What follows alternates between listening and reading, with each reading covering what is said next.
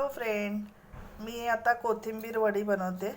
बघा, मी त्याच्यासाठी आहे ना, एक मोठी जुडी कोथिंबीर होती, हिरवीगार मस्त फ्रेश कोथिंबीर होती.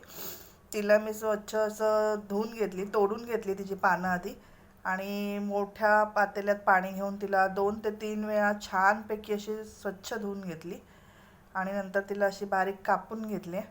त्याच्यामध्ये बघा, मी थोडंसं लाल मिरची पावडर, थोडीशी हळद, थोडंसं धना जिरा पावडर टाकले, सफेद तीळ टाकलेत, थोडंसं ओव्याचे दाणे टाकलेत, आणि मेन म्हणजे भरपूर सारा लसूण, 2 हिरव्या मिरच्या असं मिक्सरला फिरवून आहे ना त्याचं असं पेस्ट नाही, असं जाडसरच असं लसूण आणि मिरची वाटून घेतल्यात.